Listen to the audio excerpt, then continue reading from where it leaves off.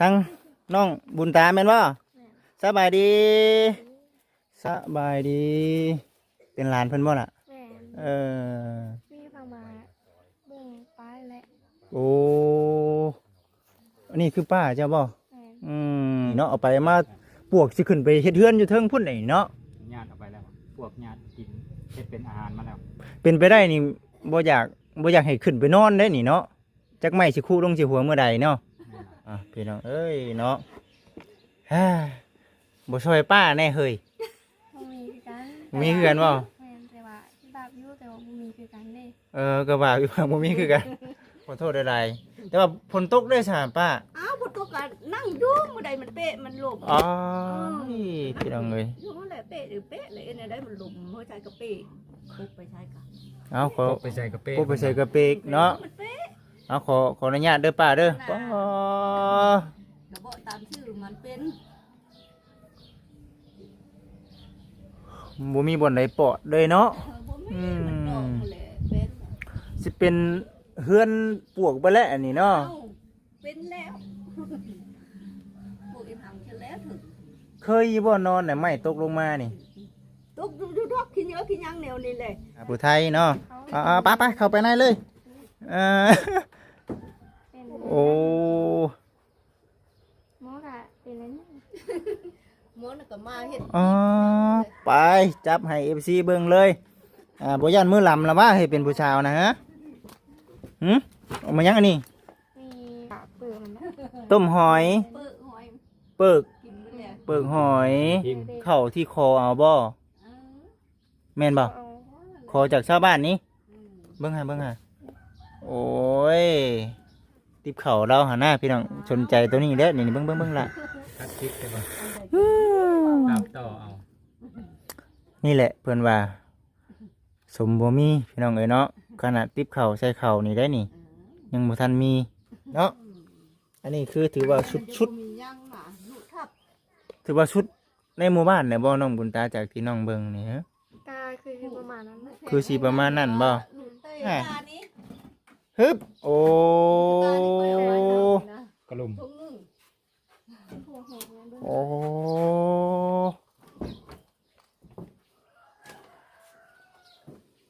อุ้ยระวังไหม้เด้อบุญตาเด้อ ยืนจะยืนคุใช่แล้วบ่ อันนี้บ่บ่อนป้านอนป้า โพค่อยได้เว้าถ้าเบิ่งเด้อว่าค่อยนี่เจ้าหน่ะเอาบ่กายชามเดินเอาเขาเช็ดน้ำตาหลุดโอ้ยเดี๋ยวนี้ก็เช็ดคือเช็ดตั้งแล้ว เสร็จบ่ แม่นความหนาว เดี๋ยวนี้เสร็จแบบใดเดี๋ยวนี้อ่ะ เช็ดมันอุกใจน้ำลูกอุกใจมันบ่มีหยังนี่เลยช็ด ใจน้ำลูกแน่อุกใจน้ำบ่มีหยังแน่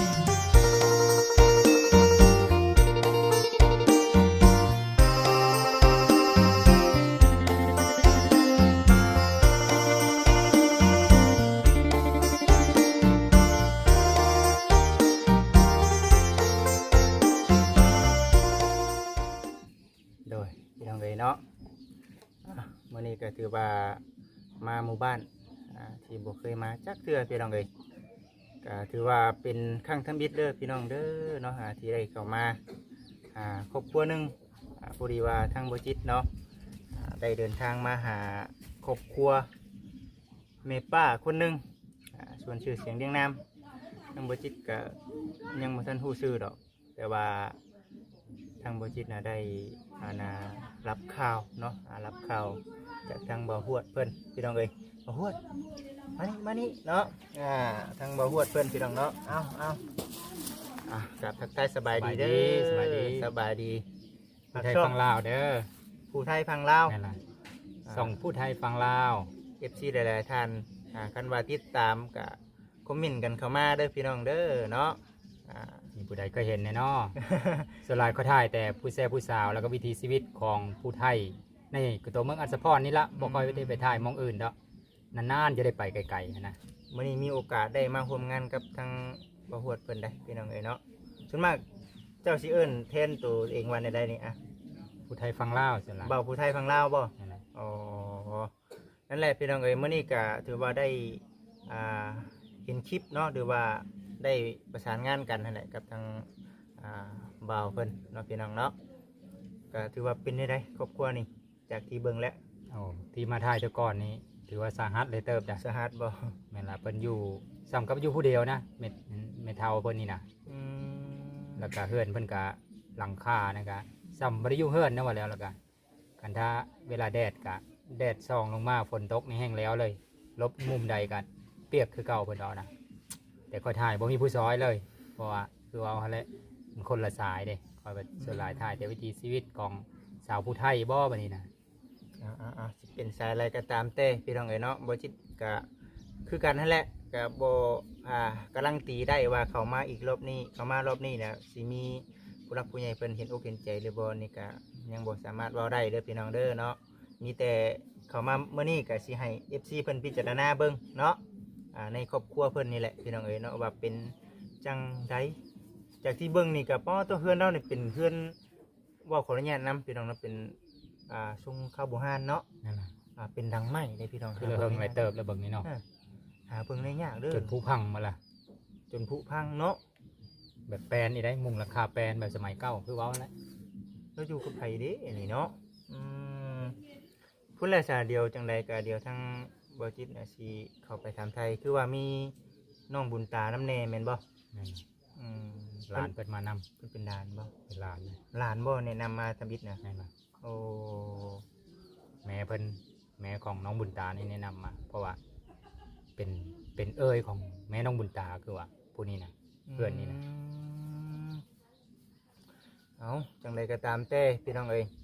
เดี๋ยวสิเข้าไปถามไทยแล้วก็เบิ่งเนาะหาเรื่องราวรายละเอียด แล้วก็ให้กับทางพ่อแม่พี่น้องเนาะFC ผู้รักผู้ใหญ่พิจารณาเบิ่งพี่น้องเนาะว่าเป็นจังใดโอเคบ่เห็นดีบ่หรือว่าจังใดก็คอมเมนต์กันเข้ามามื้อนี้ทางบ่จิตก็บ่มีหยังหลายพี่น้องเนาะมีน้ำจิตน้ำใจเล็กๆน้อยๆถึงสิบ่หลายแต่ว่าอยากให้เนาะพี่น้องเนาะเป็นมีแหน่แก๊สหนึงกับอันน่ะขนมเนาะพอให้เพิ่นต้มกินนี่ก็ถือว่าได้หลายมื้อเติบได้นี่เนาะ อ๋อเป็นแก๊สผู้ โอ้ กล่องหนึงพุ่นน่ะ โอเคป้าชาวพี่น้องเนาะเว่าอะไรแหละเดี๋ยวซีพา FC เข้าไปถามไทยเบิ้งมีแต่ว่าคันเป็นมีบุญวาสนาบจิตอาจสีได้เข้ามาอีกเทื่อฝาก FC เบิ้งแล้วก็พิจารณาเบิ้งในเด้อพี่น้องเด้อไปพี่น้องเลยโอเคพี่น้องเลยเนาะก็คือสีประมาณนี้แหละเพิ่นผู้นั้นบ่น้องบุญตานะพี่น้องเด้อเนาะเบิ่งอ๋อบ่เคยเห็นจักเทื่อได้พี่น้องเอ้ยนี่เนาะเคยเห็นแต่ข้าวเบิ่งจนลืมแล้วพี่น้องเอ้ยเนาะบ่ขออนุญาตนำบ่จิตด้วยแหละไปเฮือนไผเนาะเฮือนไผบ่จิตแต่ข้าวตะกี้ก็มีได้พี่น้องแบบนี้นะแต่ว่าก็บ่ได้ขนาดผุพังขนาดนี้นะก็อิงตามเนาะสภาพการครอบครัวไผลาวแต่ว่าปัจจุบันนี้ก็อยู่แถวบ้านเนี่ยก็บ่ค่อยเห็นแล้วพี่น้องเอ้ยเนาะเพิ่งมาเห็นเฮือนดังนี้นี่ก็โอ้ถือว่านักหน่วงเติบอยู่พี่น้องเอ้ยเนาะทั้งน้องบุญตาแม่นบ่สบายดีสบายดี เป็นหลานเพิ่นบ่ล่ะ แม่น เออ มีฟังมาเบิ่งป้าและ โอ้อันนี้คือป้าเจ้าบ่ แม่น อืมพี่น้องเอ้ยจักปีแล้วก็เจ้านะ 15 ปีแล้ว 15 ปีเรียนอยู่บ่ เรียนอยู่ อยู่ห้องมอใดแล้ว ม ห้องมสี่โอ้ปีหน้าเด้ .4 ปีนะม .5 คันเห็นต่อ แต่ อ้าว ยังไม่ได้เห็น ยันบ่ได้เรียน แม่น เพียงคือว่ายันบ่ได้เรียนบัด โอ้ยเงินเห็นต่อ โอ้ต้องใช้งบประมาณเนาะ แม่น อืมอยู่กับไผซะอยู่เฮือนนั่น อยู่กับพ่อแม่มีอาย พ่อแม่มีอ้าย แล้วก็หลานผู้หนึ่ง หลานผู้หนึงจักคนรวมๆแล้ว 5 คน 5 คนซ้ำบ่เฮือนดังนี่ในเรื่องความใหญ่ บอกว่าแบบมันยาวซื่อย าวซื่อๆบ่โอ้แต่ว่าเบิ่งนี่เฮือนเพิ่นนี่ใหญ่เด้เนาะพี่น้องเนาะเฮ้อบอกมาได้ใหญ่แต่ห่างเนาะก็คือเราว่าอยู่ได้ล่ะพี่น้องเอ้ยเนาะเราอยู่กับไผก็ป่านี่ อยู่กับลูก2 คน อยู่กับลูก2 คนผู้หญิงผู้ชาย ผู้ชายเมื่อ ผู้ชายเบิดบ่อืมไปใช้สายลูกชายแล้ว เห็นหนังยนต์เต่งกันเลย เรายังบ่มีครอบครัวบ่ บ่ เป็น มัน เราเป็นในก็สภาพเราตอนนี้ ก็แบบ ติด ว่าอะไร เนี่ยติดสังคมเห็นบ่เออแบบติดสังคมบ่โอ้ ก็เลยสภาพพื้นชาติได้เป็นในนี่แม่นบ่ฮ่าพี่น้องเอ้ยเนาะไปซะไปเนาะเอาลุงได้ซะ ลุง ลืมถามนี่ ปลาแล้ว โอ้แสดงว่าอยู่กับลูก2คนแล้วก็ผู้เป็นผัวน่ะบ่มี ปลาแล้ว เอออันนี้สิให้เจ้าถือขึ้นไปให้ป้านี่ถือได้อยู่บ่นี่ ตัวอะไร ได้เนาะมั่นใจนะ เออโอเคไปจะไปละป้า FC เพิ่นขึ้นไปป่ะมาหวดป่ะโอ้พี่น้องเด้อขออนุญาตบัตรคำนำพ่อแม่พี่น้อง FC ที่เข้ามาติดตามรับชมเบิ่งพี่น้องเอ้ยคลิปนี้บ่จิตกะจักสิว่าในใดก็มีแต่ว่าให้ภาพบรรยายเด้อพี่น้องเด้อเนาะสภาพเพิ่นซานด้านเป็นเรานี่เชแล้วเนาะปวกได้นี่เนาะเอาไปมาปวกสิขึ้นไปเฮ็ดเฮือนอยู่เทิงพุ่นนี่เนาะ ญาติเอาไปแล้วพวกญาติกินเฮ็ดเป็นอาหารมาแล้ว เป็นไปได้นี่บ่อยากให้ขึ้นไปนอนได้นี่เนาะจักไม่สิคู่ลงสิหัวเมื่อใดเนาะ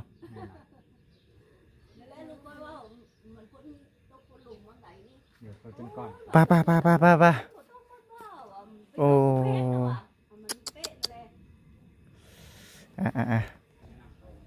พี่น้องเอ้ยเนาะ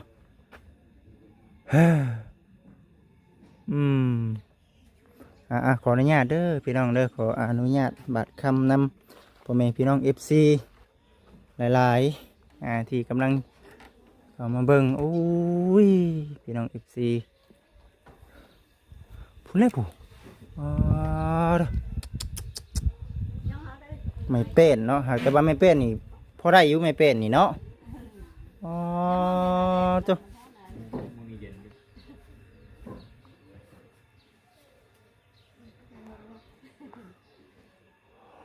สุดเด้อพี่น้องเด้อสุดอีดีอันนี้เนาะเพราะมีกี่อีกเนาะนี่เนาะมีกี่อีก ไอ้ทูตะกี้ เออ วางน้อยอย่างนุ่มเดี๋ยวนี้โยกัดกิน แม่ป้าสบายดีแม่ป้าสาธุเนาะไปละมานั่งนี่ก็ได้ไปนั่งใกล้ๆป้านี่ก็ได้ไปขออนุญาตละน้อยเด้มานั่งที่บ้านละน้อยมานั่งริมดิละน้อย บ่เป็นหยังก็ได้นั่งหันก็ได้นั่งกันก็ได้ นั่งน้ำปลาหันบ่ นั่งลงบน ดิน หญ้าแล้วเนาะใครถือว่าป้าเอ้า เอิ้นหญ้าบ่ แม่นเลยเนาะแม่นเลย ท้องหยา อันนี้นะป้าอันนี้ห้องค่อยนะห้องป้าอัน ของ นี้นะ ป้า โยนลานมาแตะวันอื่นก็ว่าแม่น เออ แต่ป้าอันหญ้าเลย แม่นอยู่ได้เนาะแม่นอยู่ เขามันเป็น บ่เป็นหยังพี่น้องเอ้ยเนาะบ่เคยเห็นได้ซะอันน่ะขออนุญาตเด้อป้าเด้อเจ้าชื่อในใดก็ เสือชู ชื่อป้าชุ อันแม่ชื่อนั่นนะ โอ้จักปีแล้วป้า บุจัก บ่ชื่อติ ชื่อเลย อ่า บ่ชื่อ โดยเป็นจังได๋เฮือนซานลานเป็นนี่ โยนอันนี้แล้วเนี่ยตาเห็นนี่แหละ อยู่กับพ่ออยู่3คนบ่ อืม ลูกชายเด้ ก็ใช่หมดนั่นแหละมันยังเป็นแบบนี้ กันลูกสาวสิบ่แม่นในนี่บ่ คือสิบ่เป็นน้ำมานี่กำลูกเช้าน่ะมันเอาโพดตะหักแล้ว อืม ลูกชายมันเลย ลูกชายบ่เอาเมียบ่ซั่น เอาผู้หนึงก็ไปสู้เมย์อยู่กับผู้บ้านห้วยบ้านโศก อยู่พุ่นบ่เด่น อืม แสดงว่ามีลูกจักคนก็ ลูกเพิ่นน่ะบ่โช บ่เจ้าน่ะ อันโยลูกค่อยน่ะ3คนทั้งหมดน่ะ อ๋อ ยังอยู่นำค่อยน่ะ2 ผู้ชายทุกคนเลยเนาะบ่มีผู้หญิงจักคน ชายล้วน เออ ๆชายล้วนๆพี่น้องเอ้ยเนาะเอาแล้วแม่น่ะทุกตัวตายนะ ลูกบ่ดึง โดยก็พอดีคือว่านี่นั่นแหละมื้อนี้ก็มาเห็นอยู่ในคลิปของทางบ่ฮวดเพิ่นส่งไปให้เบิ่งก็ แม่นนี่เลยก็ชมมันชมนั่นแหละมาเบิ่งก็ พี่น้องเอ้ยเนาะฮ่าบ่ช่วยป้าแน่เฮ้ย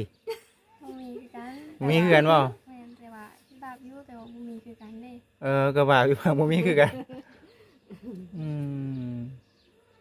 ด่านกับพ่อร้านเนาะช่วยซ้ำที่ช่วยได้เนาะอืมแต่ว่าเรื่องข้าวเรื่องน้ำได้ป้าเป็นยังไง บ่มีเอ็นหนาก็ไปเฮ็ดไปให้ บ่ ไปหนาก็บ่ฮอดค่อยนำพัดกิน อื ย่าง ม ก็บ่ได้ก็บุกไปน้ำล้นแล้ว เขาได้ละปีอะบ่พอกิน บ่พอกินบ่เขาว อืม เอาจักชอบจ้ะ เฮ้ยเขาแปดชอบหนึ่งปีนี้น่ะ อ๋อ ก็หมดเลยที่คนกินอันลูกหมาปนเหม็นก็กินอยู่นี่ ข้าวเป็ดชอบมันก็แล้วไว้เลยลำนาเนาะอืมตัวพี่น้องเด้อเนาะ บ่ได้มี ได้ละข้าวเป็ดชอบ หมาสี่คนกิน คือเบิ่งอะไรแล้วเบิ่งมันสิอยู่ใช้ แต่ชอบ4คนกิน 4 คนกิน มันบ่พอเดือน ประมาณ2 เดือนซะเอ้าก็ขออนุญาตนำ หมดแต่เดือนชาม บ่แต่เดือนชาม บิ่งอะไรแล้วอืม เดือน2เดือน3ก็หมดแล้วอึดเข้าตั้งแต่คุณมานะว่าแล้ว อืม ขั้นเดี๋ยวนี้ได้ซะสมมุติว่ามันเบิดเลยเนี่ยทั้งป้าเอาน้ำใสกิน ข้อบ้านข้อเมืองนี่แหละเห็นอะไร ขอบ้าน ลูก ขอ ไป เมือง อันนั้นไปไทยรับเอาไปไทยอันหนาเขานั่นแหละ เอาลูกชาย2 คนนี่เฮ็ดหยังนี่บ่ขอโทษไปเฮ็ดเวียกอยู่บ่ เพื่อเขาไปก็บอกไป ไปก็บ่ไป อืม แสดงว่าคืออยู่นี่คือป้า ลูกตะนอนตกตะวานนี่นอนอยู่นี่นะนอนคืนนี้ก็มืดคืนวานนี่ก็มืดมืดบ่ได้กินข้าวเลยนอนบัดค่อยมาแต่เนื้อปุ๊บเอามามีหน่อยเดียวเอาไปขายแล้วจึงได้ไปอยู่ดีนะ มีหน่วยเดียวเอามีห่อเดียว มามีหน่อยเดียว มามี หมักมี หมักมี่ พิษเอาด้วย พี่น้องมีไปขาย มันยังบ่ทันทุกข์อยู่ว่าเจ้าบ่มกับเจ้าว่าผู้ชื่อน่ะว่าบ่มจะเครื่องจะมือทุกข์อยู่ดอกว่าทุกข์บ่ทุกข์แล้วจักนั่งจักเปื่อยยังไปกินจักน้อยมันก็หาเป็น ปีนี้มามีน่ะก็ดี แล้วก็ ขายแล้ว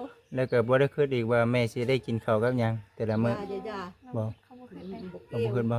โตแม่นะหาก็กินกับเท่ากับเจ้าเยอะผูกกับเจ้ายังมาหืนมาเย็มหมอเย็มยังเท่าน่ะ อันนี้คือเว้าในเรื่องครอบครัวเพิ่นพี่น้องเนาะสาเหตุที่เป็นอันนี้เด้อพี่น้องเด้อ แล้วมันจะเป็นเรื่องนี้นะ แต่เฮือนอันนี้เฮ็ดแต่หึงนะบ่นี่ แต่ค่อยยังน้อยได้ผูกผมขึ้นเช้า อ้อ อืม โอ้ เฮ้ยนี่เลยจะได้เหินอันนี้เพราะว่า พูดเอาเงินเนื้อกับบอกเอาแต่อย่างเช้าจะได้เหินเอาเหินน้อยบ่รู้เหินใหญ่เอาเหินใหญ่โคประเภทเลยเด้อเดี๋ยวนี้บ่เห็นเพิ่นแล้ว รักษาบ่แพ้โปรบ่แพ้นี่หมายถึงรักษาบ่ รัก แพ้ ษาบ่แพ้เนาะ โคประเภทเลยเด้อเพิ่น ดูแลบ่ได้แล้วเงินใหญ่โพด อัน เพิ่นให เย ญ่ อะแต่ว่าพ่อ บ่ หนั ได้ งมันเยอะพอเห็ดเนาะบ่แล้วอันเหินยังบ่ทันแล้วพอนอนชงจำตื่นผู้ตายซื่อๆแล้วเลยเด้ผมมีผู้เห็นเลยเด้ ลูกผัวเด้โพน่ะโยลูกค่อยไล่มือเลยคนมือโพน่ะชั้น4คนหลายๆ4คนเลยโพน่ะ เอ้ย ตายคนตายนำนะผู้หนึงกายก็แบบป้า ว่าได้ก็คือครอบครัวนี่คือบ่สมบูรณ์แบบเนาะ อืม ครอบครัวบ่สมบูรณ์แบบ โอ้ เป็น ป้าพัดลูกไล่มือเจ้ของบ่แม่นลูกเพิ่นเด้ลูกหน้า อืมเข้าใจ เพิ่นจะว่าใครเด้อันนี้ลูกหน้าเลยโยเพิ่นก็มือ อืม ดู น้องบุญตาก็เอาในอยู่ในกินมาผักมาต้อนอยู่บ่ฮะ บ่มี บ่มีคือกันบ่ อืม อ๋อแต่ว่าเป็นจะได้ใส่ทั้งเจ้าเขานำซ้ำปลาอยู่ ก็เขานี่พอได้กินอยู่ แต่ถ้าบ่ได้กินของเจ้าเฮ็ดได้ไปเป็นเนาะอันนี้ก็คำว่าเฮ็ดผู้เดียวมันก็ว่าบ่คายบ่หยังก็บ่มี แต่ว่า มันบ่ เพิ่ มี น ผู้ ก็ เดียว บ่มี อืมบ่มีคือกันก็ได้ซอยได้ซ้ำที่ซอยเออ บ่มีผู้เฮ็ดเลยมัน ซอย บ่ ได้ ปุ๊บกิน ซ ห อย มู ได้ เฮ็ดเลย ซอยได้บ่หลาย ซอยได้บ่หลายเนาะอืมพี่น้องเอ้ยเฮ็ดได้ซั่น ไปให้ไปนาก็บ่ฮอดมันบ่ได้หยังบ่กินหยังก็หมูเฮ้ยจังได๋ล่ะกินนั่นแหละ มื้อนี้ก็ให้น้องบุญตากับบ่ฮวดเพิ่นพามามื้อนี้ก็ได้ก็พังเบิ่งเนาะอันนี้ก็สิมาอัปเดตเบิ่งนั่นแหละสิมาถามไทยเบิ่งเด้อเนาะอืมโอ้พี่น้องเอ้ยเอาอะไรก็ตามแต่มีแต่ว่าพิจารณาเบิ่งไปนํกันพี่น้องเอ้ยอยู่นํกัน3คนเนาะ อืม แต่ว่าลูกกับพ่อลูกเด้อพี่น้องเด้อเนาะFC ก็คือสิฮู้กันดีพี่น้องเนาะว่าเป็นแนวใดในเรื่องครอบครัวเราในเมื่อเราเว้าในนี้ออกมาได้ก็ได้ปัจเจ้านอนอยู่ใช่จ้ะ ก็นอนอยู่นี่แหละ นอนอยู่นี่ เออ อ๋อกลางค่ำกลางคืนเด้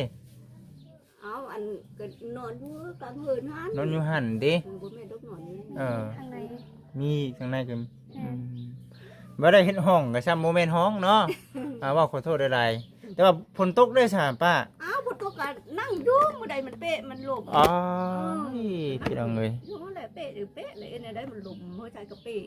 ปุ๊บไปใช้กัน เอาขอ พกไปใส่กระเป้ พวกไปใส่กระเปกเนาะ มันเป๊ะ เอาขออนุญาตเด้อป้าเด้อป้า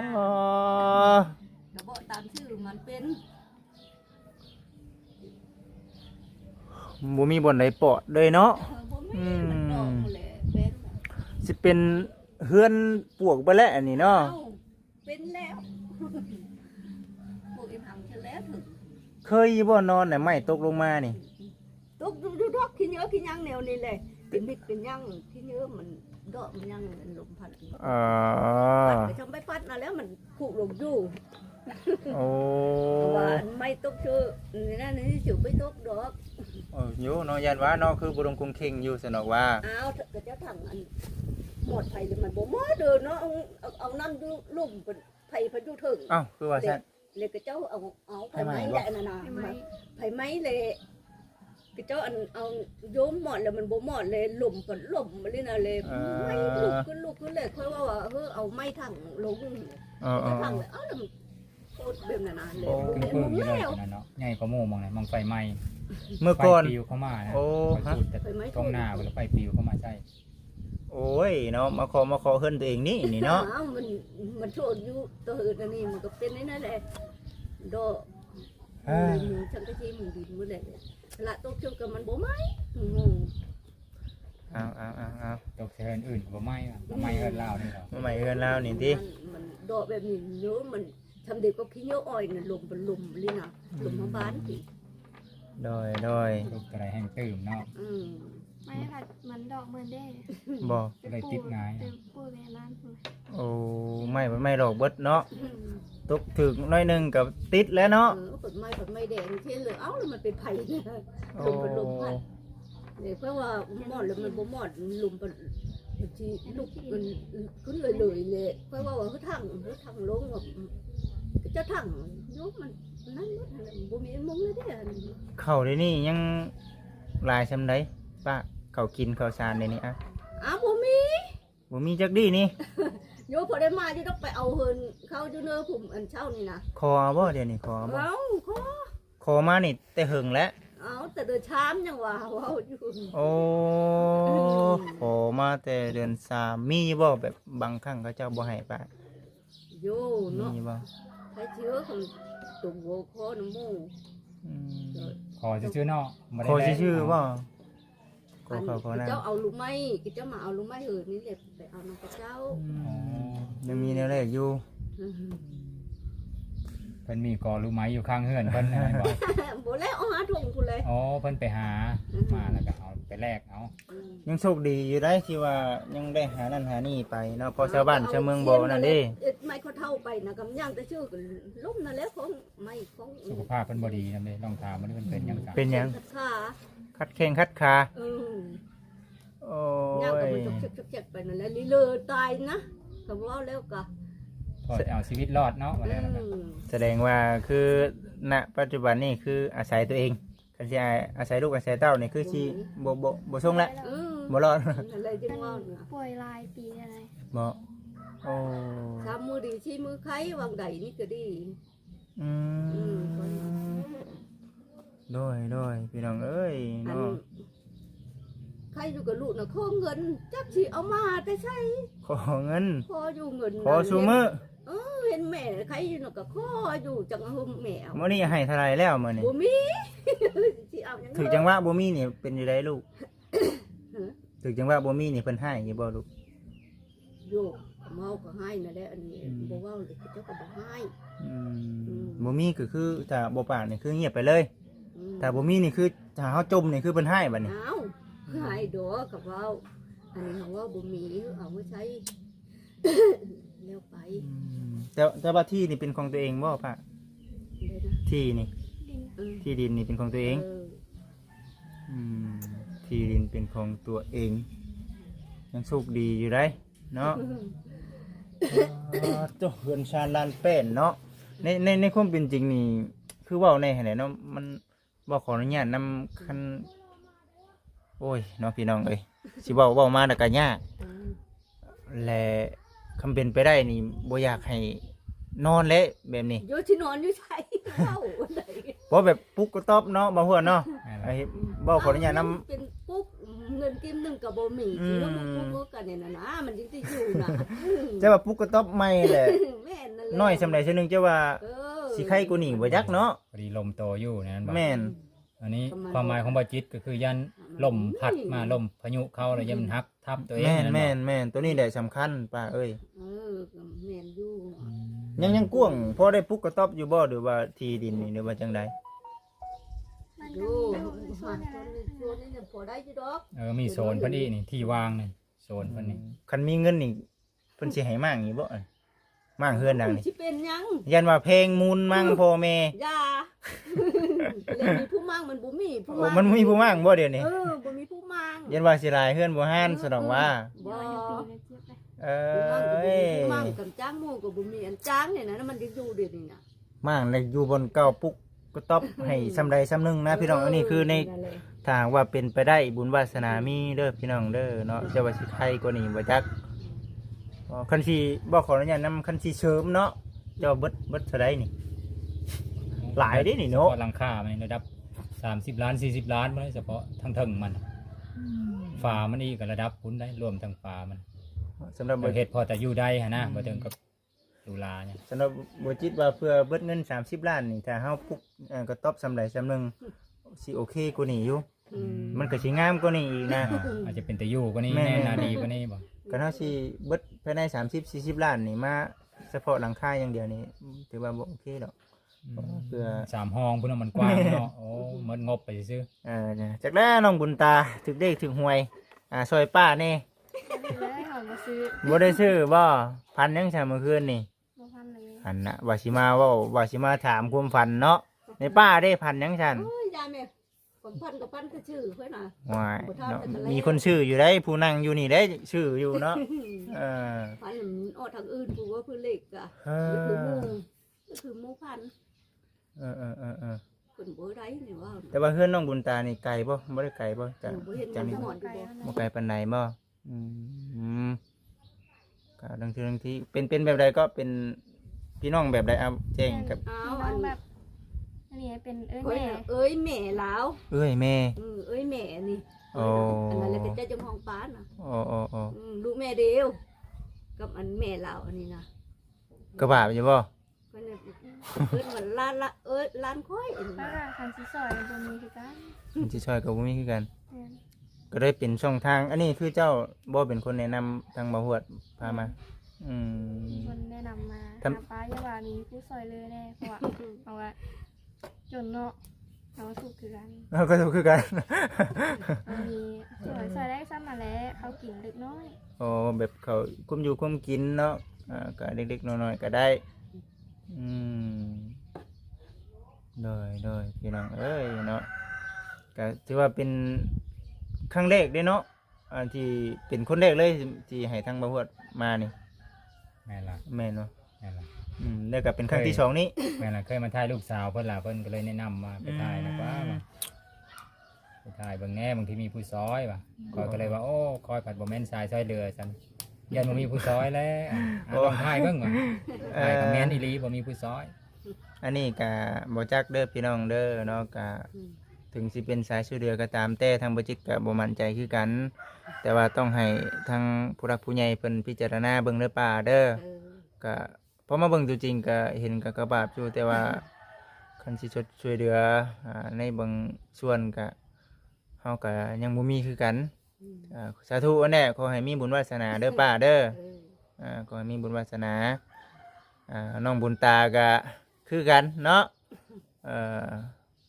ก็มีบุญวาสนาคือกันนั่นแหละเฮ้ยแต่ว่าข้าวน้ำสัมปลาก็พออยู่พอกินอยู่เนาะ เขาอยู่กินอยู่เขานำ อืมนั่นแหละไปถือว่าเมื่อนี้ก็โอ้เป็นเฮือนเก่าแก่เด้อพี่น้องเด้อเนาะฮะแต่ว่ามันก็เบิดสภาพแล้ว ให้น้องพาเลาะเบิ่ง ว่าขออนุญาตนำ ข้างในน เด้อป้าเด้อเนาะอย่าว่าซั่นว่าซี่เดี๋ยวสิให้ทั้งน้องบุญตานี่พาแนะนำ FC เนี่ยเด้อเด้อป้าน้องบุญตาพร้อมเฮาโอเคปึ๊บขออนุญาตบัดคำป้าบ่ฮวดเอาได้บ่น้องบุญตาบ่แม่นเฮือนตัวเองก็สิจักอยู่บ่บ่งนี่บ่อนใดนี่ฮะ โอ้ยจะเป็นยังพอ เฮ้อ เป็นโคเป็น เฮือนครัวบ่นี่เฮือนโคภาษาผู้ไทยเนาะไปเข้าไปในเลย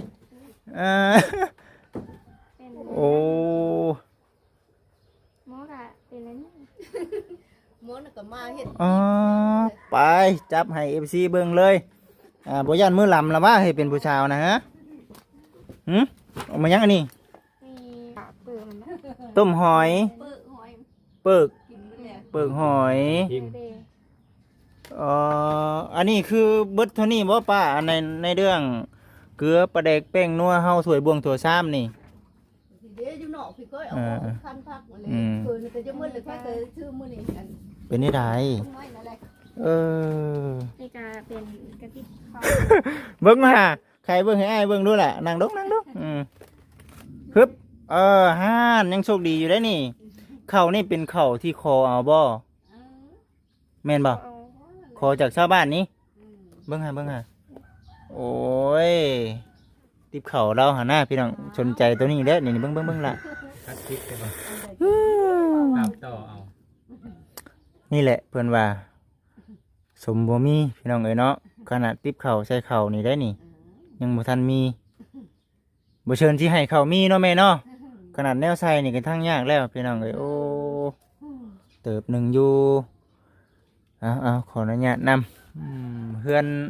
เป็นฝาไม้กระจาดแท้ๆเนาะหาบัดพื้นไผ่บัดแห้งมาจุบอนสูงเนาะย่านได้อันนี้ ยังน้ำมันยังนั่นน่ะ ฮะ เป็นแขวนไว้น่ะมัน ตัวไหนก็ มันโมบ่ น้ำ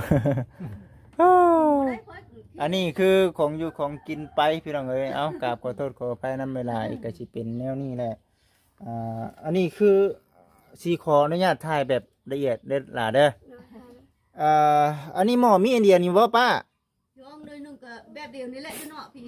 แบบเดียวกันอันนี้คือหม้อเด้อพี่น้องเด้อ มาบีบจัก เบิ่งไปน้ำกัน อันนี้คือหม้ออันนี้คือโคกเด้อพี่น้องเด้อสากนี่ยังยังปกติอยู่เนาะอันนี้คือกระทะบ่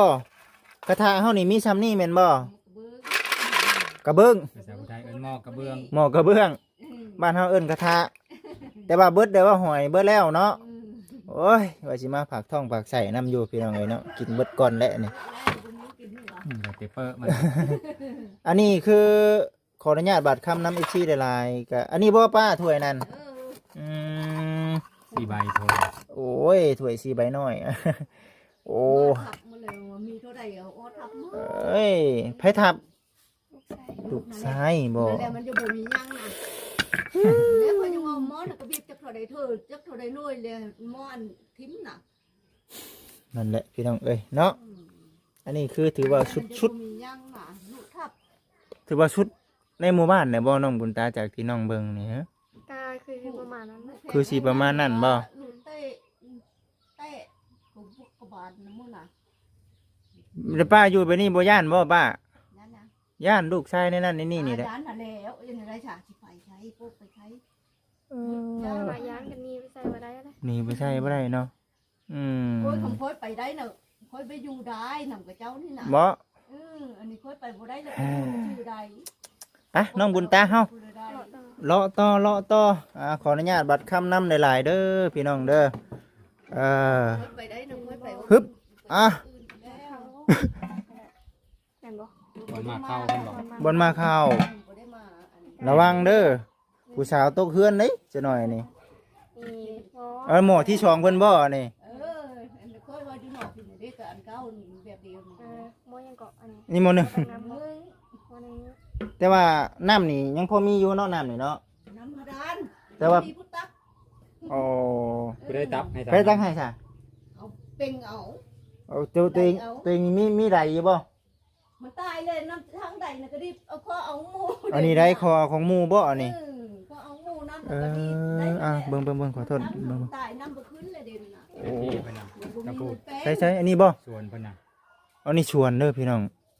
ยัง มีเงินแป้งเดี๋ยวนี้นะน้ำช้างกะ ยังมีพื้น เพิ่ ที่ นพอปลูกกระต๊อบได้อยู่นะ จะว่าพอได้อยู่เนาะ คันมากนี่จ้างเขานี่สิเบิดหลายเติบได้นี่หวาน หวานจักแล้วหวานเนาะแม่นบ่ หวานแต่บ้านม้างให้ก็ได้บอกด้วยว่า หวานให้ต้อง ก็มีเงินเนาะพระเจ้า โอ้ บ่ได้เลยต้องได้จ้างเขาได้ ต้องจ้างอีบอก จักด้านสองด้านนี่ก็เบิดได้นี่จะว่าฮอดบ่กลัวไปจัก กว่า กลัว มั่างได้เนาะกลัวได้เนาะโอ้ยบ่จิตมามื้อเดียวสิสั่งมาสิเว้าเรื่องมั่างเฮือนเนาะพี่น้องเว้าขอโทษได้ๆ บ่แม่นเด้อพี่น้องเด้อแบบเว้าขออนุญาตนำสมมุติว่าเราลงไปปลุกกระต๊อบพี่น้องเอ้ยกระปิดยังจะเข้าบ่น่ะ ไม่บอก จ๊ะเอ เขาในนึงยังว่าอัน ฮะ แต่ใส่ ข้าวสาร ค่อย บ่ เอา ข้าวสารบ่ล่ะเบิ่งหา ตานี้ ฮึบโอ้ ตานี้ค่อยเอาไว้เอานะ กระลุม ถุงหนึง กระลุมเข้าเพิ่น ป้อเฮือนเรานะพี่น้องเอ้ยเนาะติดใจเฮือนเรานี่แหละคือสุดโหดแท้นี่เนาะ แล้วว่าฝนตกก็บ่มีหมองอยู่ อืม จักสิสนอยู่หมองใดอยู่ใจใดก็โหหมด เนาะว่าอยู่เอาไปมามันสิปวกกัดกินเบิดสุอันได้นี่ปะน้องบุญตา คือบ่จิตเอาอะไรก็ แม่ ลมมานี่เป็นระยะมันตกลงมา แม่ ใส่ แม่บ่แนะนำเนาะบ่ฮวดเนาะบ่แนะนำให้ แบบคนโตคนหัวหงเนี่ยเบิ่ง โอ้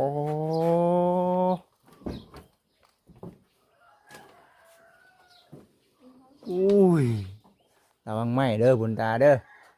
ยืนอยู่จะยืนคุใช่แล้วบ่ อันนี้บ่บ่อนป้านอนป้าเบิ่งที่คาดแล้วนะเบิ่งนี่บ่จิตมงไปนะคาดหลายบอดแล้วพุ่นน่ะยิบลายเท่ายิบล่ะ เว้าแล้วก็ทุกสิ่งทุกอย่างเลยเนาะเว้าฮวดเนาะ นั่นน่ะ ในครอบในครัวเพิ่นนี่ขัดเขินได้ดีพี่น้องเอ้ยเนาะอันนี้เป็นห้องหยังซะน้อง บ่นี่เป็น ห้องโล่งบ่ ห้องเนาะ ห้องนอนแต่เก่านะแต่เก่าแล้วเป็นกลมโส้ม เบิ่งขอโทษขออภัย FC หลายๆโอ้อืมกันบ่คิดมาคนเดียวนี่บ่คิดได้ว่าเพิ่นสิมีคนนอนอยู่นี่เนาะมันบ่ขออนุญาตนำนี่ก็บ่โอ้ยพี่น้องเอ้ย กลมโส้มเพิ่น อันนั้นเป็นบ่อนไผซะนะบ่เข้าไปก็ได้ นอนนี่ป้าไทยนอนก็บ่นั่นน่ะ โมดำ อยู่ห้องนะมีผู้ชาย แต่ละนอนแต่ละ เบานอนนั่น อ๋อลูกเราดูชายแล้วนอนห้องพุ่น แต่ ห้อง ประตูนี่อันเดียวกันแม่นบ่ นี่ทางนั้นก็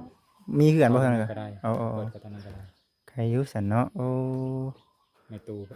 นั้นเพิ่นละปลาเพิ่นนอนนี่ นอนกลางคืนได้ซะนี่หึ นอน บ่ นี่ล่ะ สิบ่ฮ้อนบ่นี่มันบ่ฮ้อนดอกติมันโล่ง เดี๋ยวก็ฮอดได้แล้วคำชื่อให้นอนกัน บัดเท่าฝนหั่นแหละเพิ่นเอาแล้วบ่มีหมองดีอยู่ ยามหนาวเลยป้ายามหนาวคือสิสุดๆได้นี่เนาะ ไข่เด้ไข่กว่าฝนตก ไข่กว่าฝนตก หนาวกะ แต่ว่าหนาวได้เนาะบ่ เดี๋ยว ฮ้อน ผ้า เนาะ ห่มเพิ่นก็บ่ค่อยมีแล้วนะเบิ่งนี่ โอ้บ่จิตเบิ่งทุกสิ่งทุกอย่าง เต็มอยู่นะ มีแต่ขาดไปเลยป้าล่ะ ผ้าห่มพื้นเดียวนั่นน่ะบองคาง ผ้าห่มพื้นเดียวสาดก็บ่ได้มี บ่ได้ปูมันฝนตกเลยต้องไล่เชื่อ อืมเอาเด้อป้าว่ามานั่งนี่ก็ได้ละได้อยู่ดอกมานั่งนี่ก็ได้พอละพอสิเข้าใจแล้วล่ะบัดนี้ เบื่อเลยติ พอสิเข้าใจแล้ว มีก็ได้ ป้าล่ะ แดด มานั่งพูมันแดดพอสิเข้าใจพี่น้องโอ้อยู่ย้อนความจำเป็นเนาะป้าเนาะอยู่ย้อนความจำเป็น เป็นอะไรมันพบไปใช้บ่ได้เลยก็อยู่นั่นแหละเดี๋ยวค่อยว่าน่ะก็ค่อยไปได้ไปเป็นเดี๋ยวค่อยบ่อยู่แล้วอยู่เหินนี่นะ ก็อยู่นี่แหล้วอยู่น้ำลูกน้ำเต้าเนาะ ค่อยบ่อยู่คำค่อยไปได้น่ะ อันนี้ค่อยไปบ่ได้แต่ชื่อค่อยยังอยู่น่ะ บ่ อืม อันนาป้า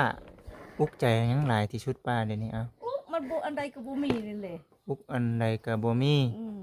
อุ๊กหมดนะ คันผู้ใหญ่เพิ่นเบิ่งนี่ป้าอยากให้เพิ่นช่วยหยังป้า โยอันใดบ่มีก็เอ้ยช่วยนั่นแล้วเนาะ บ่นี่ป้าเว้าออกมาเลยนี่จะได้จำเป็นที่สุดแนวสำคัญที่สุดน้ำป้าเดี๋ยวนี้อ่ะ โยอันเฮินนี่กับอันเขากินนี่แล้วแต่มัน เฮินกับข้าวกินเนาะ นักหนาน่ะ นักที่สุดนั่นนี่ เออ อืมข้าวก็เพียงได้ข้าวเนาะ เออ เฮือนก็มันก็ต้องใช้งบประมาณหลายเนาะบ่ฮู้เนาะ แม่นล่ะ ต้องใช้งบประมาณหลายก็ฝาก FC พิจารณาเบิ่งพี่น้องเอ้ยเนาะตัวนี้ก็ถือว่าสำคัญอยู่ได้พอมาเห็นตัวจริงก็ฝาก FC มาเบิ่งน้ำกันพี่น้องเอ้ยเนาะมื้อนี้ถือว่าเดินทาง มาคนเดียวถือว่าเดินทางมาพี่ก็ มาร่วมงานนำกันกับทางบ่าวฮวดเพิ่นหรือว่าบ่าวผู้ไทยทางลาวเนาะ โดย ถือว่าได้ร่วมงานนำกันก็ถือว่าดีใจแล้วล่ะพี่น้องเอ้ยเนาะช่วยกันสิพยายามอัปเดตทายให้กับพี่กับน้องเบิ่งพร้อมกับทางบ่าวฮวดนี่แหละมานำกันพี่น้องเอ้ยเนาะบ่เคยร่วมงานนำกันจักเทื่อแต่ว่าถือว่าบุญวาสนามีแล้วมื้อนี้อืม นี่แหละ อืม นั่น ป้าท่ออยู่บ่ตอนนี้ท่ออยู่บ่ตอนนี้อุกใจอยู่บ่ โยอุกนั่นแล้วให้สิอุก เคย ยัง อยู่ เขา บ่ บ่ตายนั่นแล้ว เคยบ่อยู่ไปอยู่มาคือน้อยค่อยใจแล้วให้ผู้เดียวเคยอยู่บ่ โอ้ยมาหาคู่มือนั่นแหละก็ขึ้นนี่นะ บ่ อืม อืม พวกค่อยได้เว้าถ้าเบิ่งเด้อว่าค่อยนี่เจ้าน่ะเอาบ่กล้าชามเดินเอาเขาเช็ดน้ำตาหลุดโอ้ยเดี๋ยวนี้ก็เช็ดคือเช็ดต่างแล้ว เสร็จบ่ แม่นความหนาว เดี๋ยวนี้เสร็จแบบใดเดี๋ยวนี้อ่ะ เช็ดมันอุกใจน้ำลูกอุกใจน้ำมันบ่มีหยังนี่เลย อุกใจน้ำลูกแน่อุกใจน้ำบ่มีหยังแน่ อืม อืม เดี๋ยวจึงเว่าน่ะ ใจปรารถนาตอนนี้คือสมมุติว่ามีผู้ใหญ่เพิ่นเฮ็ดกระต๊อบน้อยๆสิลงไปนอนอยู่บ่นี่ เขาเลยเม็ด บ่ บ่แม่นว่าค่อยจิตติเนี่ยนั่นนี่ค่อยบ่ติ บ่ติบ่ เออ เพราะว่าเป็นห่วงเนาะบ่ห่วงเนาะอย่างน้อยเอ้าบ่ขออนุญาตนํพี่น้องเอ้ยถึงสิบ่ฮอด3ฮอด4ก็ตามแต่ได้ป้าเพิ่นไปนอนก็ยังดีลูกเต้าเฮาก็ฮู้อยู่แล้วว่าเพิ่นเป็นแนวใดเพิ่นนอนใช้ก็ได้หรอกอันน่ะแม่นบ่แต่ว่าให้ FC พิจารณาเบิ่งพี่น้องเนาะยันไม่ตกใส่หัวเรา นอนกำลังพันดีนี่พอแฮงแล้ว เอา ที่สำคัญก็คือฤ แล้ ดู ว ฝ ค่อย น จึงเว่า ตอนนี้นะ ค่อย แม่นะ ค่อยถามพอตกอยู่บ่โยตกน่ะแล้วก่อนนี่ว่าทั้งพุ่นทั้งหลุม อืม บ่มเลยน่ะว่าแป๊บก็ว่าเดี๋ยวมันไปลงหัวแป๊บน่ะว่า แล้วรูพลเด้อพี่น้องเด้อตอนนี้เด้อเนาะแล้วรูพล คันถ้ามันนักๆนี่แห้งคักได้นี่ ตอนนี้ยังบ่ทันนักได้แต่ถ้านักนี่โอ้ยแห้งลำบากกว่านี้ป่านะ แม่สาเด้อป้าเด้อเนาะมื้อนี้ก็บ่ได้มีหยังหลายมีแต่อันนี้แหละป้าอยากช่วยหลายอยู่ป้าเอ้ยแต่ว่าก็โอ้เฮ็ดจังได๋ซั่นบ่มีคือกันเด้อป้าเอ้ยอืม ทะเลมันช่วยสนิทดี บ่อันนี้ได้กินเรื่อยอยู่แล้วนี่เนาะมีนี่เนาะ โอ้ยมันบ่มีเงินชื่อ อันนี้คือน้ำจิตน้ำใจลูกๆหลานๆเด้อป้าเด้อแล้วก็เป็นข้าวต้มขนมเด็กๆน้อยๆพี่น้องเอ้ยใส่ทั้งมีกับขนมนี่แหละแล้วก็เบิ่งขอโทษขออภัยเด้อจับไปละอันนี้คือน้ำจิตน้ำใจบ่จิตเด็กๆน้อยๆเดี๋ยวสิแบ่งปันป้าเด้อป้าเด้อพอได้ชื่อข้าวกินซะป้า น่ะ เด้อป้าเด้อโอเค อยากให้หลายอยู่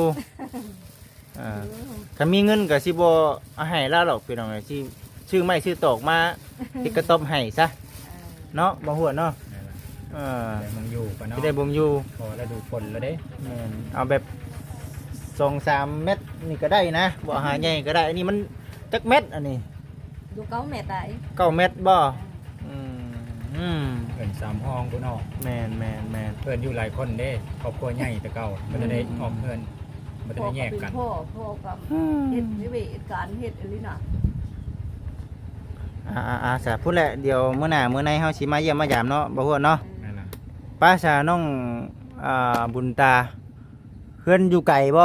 ตาบ่ไกล ไก่ บ้านใด บ้านน้อย พอดีบ่นี่ออกไปนี่ก็ได้เนาะแม่นบ่ได้เนาะพอดีได้สิไปเยี่ยมยามถามไทยอยู่เฮือนอยู่ชานเด้อ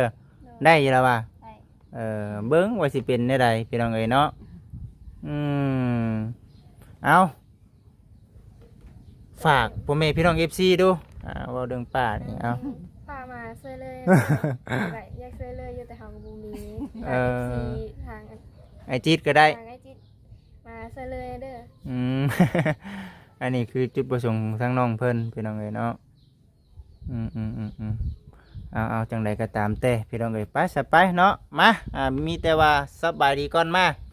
สบายดีบัดทุกคนนี่แหละ ไปก่อนพี่น้องเอ้ยเอาบ่ฮู้มีหยังก็ถามไทยก่อนเด้อเดี๋ยวไปจบคลิปก่อนซะหน่อยพี่น้องเอ้ยคลิปนี้ก็เว้าไปเว้ามาน่ะยืดยาวพี่น้องเนาะเป็นหยังคือว่าซั่นบ่เป็นหยังได้อยู่ดอกเว้ยเนาะเติบหนึงเด้อพี่น้องเด้อเนาะเติบหนึงมีแต่ว่าคลิปนี้ก็ฝาก FC เนาะพิจารณาเบิ่งในเรื่องครอบครัวเราเด้อพี่น้องเด้อเนาะถือว่าสุดๆคือกัน กำบ่จิตก็เอาเงินให้เพิ่น100,000ครับซื้อกระต้มขนมนี่แหละพี่น้องเนาะหาเด็กๆน้อยๆเอามาให้ชุดๆพี่น้องเอ้ยฮ่าเบิ่งไปน้ำกันสำหรับคลิปนี้ก็ได้FC คอมเมนต์กันเข้ามาเนาะ FC จังใดก็ได้ยินดีบ่เห็นดีบ่ก็ฝาก FC คอมเมนต์กันเข้ามาเด้อคลิปนี้ก็ยาวเลยพี่น้องเนาะแต่ว่าฝาก FC เนาะคอมเมนต์กันเข้ามา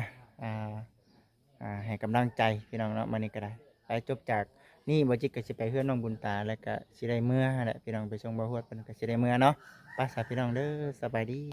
ดี